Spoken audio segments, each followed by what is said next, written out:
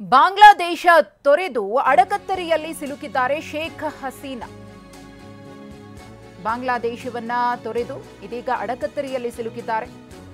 ಲಂಡನ್ಗೆ ತೆರಳಲು ಶೇಖ್ ಹಸೀನಾಗೆ ಸಿಕ್ಕಿಲ್ಲ ಗ್ರೀನ್ ಸಿಗ್ನಲ್.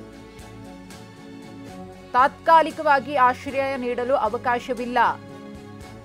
ಇಂಗ್ಲೆಂಡ್ನಲ್ಲಿನ ನಿಯಮದಂತೆ ಆಶ್ರಯ ನೀಡಲು ಅವಕಾಶವಿಲ್ಲ. ಅಲ್ಲಿ ಒಂದಷ್ಟು ರೂಲ್ಸ್ ಅಂಡ್ ರೆಗ್ಯುಲೇಷನ್ಸ್ ಇರುತ್ತೆ. ಸುರಕ್ಷಿತ ದೇಶವನ್ನ ಹುಡುಕಿಕೊಳ್ಳುವಂತೆ ಹಸೀನಾಗೆ ಮಾಹಿತಿ ಸಿಕ್ಕಿದೆ.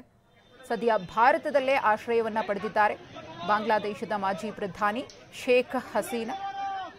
ಭಾರತದಿಂದ ಅವರು ಲಂಡನ್ಗೆ ಹೋಗೋದಕ್ಕೆ ಪ್ಲಾನ್ ಮಾಡಿಕೊಂಡಿದ್ರು. ಆದರೆ ತಾತ್ಕಾಲಿಕವಾಗಿ ಅಲ್ಲಿ ಇರ್ತೀವಿ ಅಂದರೆ ಅದಕ್ಕೆ ಅವಕಾಶ ಇಲ್ಲ. ಅಲ್ಲಿನ ನಿಯಮಾವಳಿಗಳು ಅದಕ್ಕೆ ಒಪ್ಪೋದಿಲ್ಲ.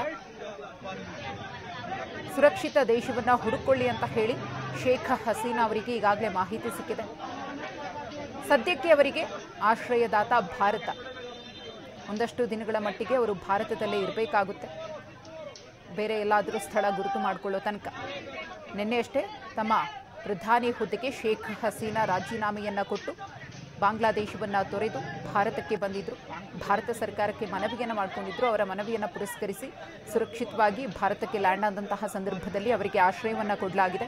ಮುಂದೆ ಏನು ಕ್ರಮಗಳನ್ನು ಕೈಗೊಳ್ಳಬೇಕು ಅನ್ನೋದರ ಬಗ್ಗೆಯೂ ಕೂಡ ಭಾರತ ಸರ್ಕಾರದಿಂದ ಚರ್ಚೆ ನಡೆದಿದೆ.